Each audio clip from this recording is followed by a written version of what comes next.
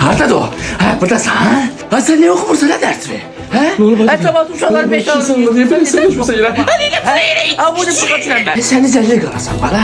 O boyda pul tökürəm, o boyda əziyyət çəkirəm ki, oxuyasan ha. Oxudan da ingilis dilli qadanan. Oxuyuram da kesə kimi oxuyuram mən ağayım da. Ay, mən başıma hansı daş döküm? Ay Allah, mən az şey sənəsən, mən başıma da bilməm azı. Ha, bu boyda ingilis dilli, lüğət deyə bu lüğət otur öyrəndənə burada milyonlara söz var. Allah dost öyrənəm. Mən səni qıramıram, səni qıramıram bana, qıramıram. Keçmişsən oxşamısan o dayın tərəfə. İşte sən məni. Sən çəkəsən, mən başıma qara bilməm. Allah Allah çok qəşəng bir mənbə tapmışam. Əladır. Yəni ingilis dili çıtlayır bildiyin. Bax şöyle namla bax.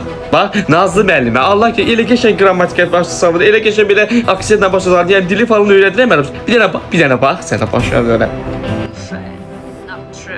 Bax gör nə qəşəng tərcümə edir. Bax sözlərə bax, gör nə qəşəng aksentlə danışır. Gözlə bir dənə yığmayım bunu, gözlə. Alo.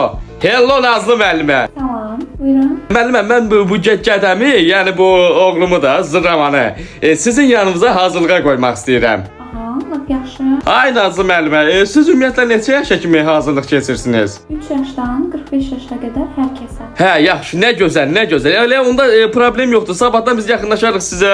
Elə mənim o bu gədəm də Zırramam da sabahdan başlayır hazırlığa. Olar mı elə? Əlbəttə olar, heç bir problem yoxdur. Oldu o zaman Nazlı müəllimə. Çox sağ olun, təşəkkür edirəm. Görüşərik. Nətər deyirlər?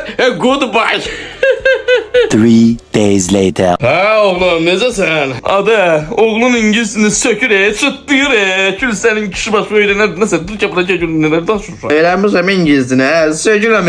Biraz bir şey danış da, mən də biraz gürurlanım, fərəhlənim, yenə ağzı burnunu dağıtmayın. Danış görün bir şeylər verim sən, yoxsa yox? Hə, danışın vaxtı, ay dədə.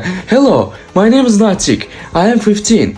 My biggest dream is to be a football player. I am working hard to make this dream come true. In the future, I want to play in a big football clubs and make my family proud.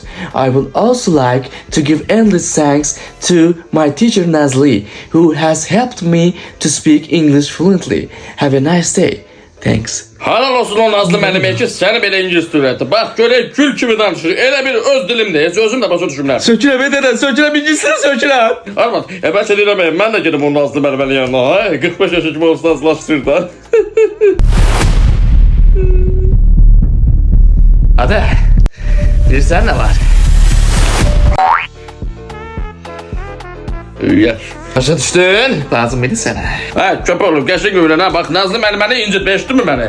Əməli bax, xoşum gəlir, bax, bu işi, bravo, halal olsun o müəllimi. Valla, halal olsun o müəllimi. Oxumasın da, sən cırıq söyləyəcək. Bir şeylə cırıq.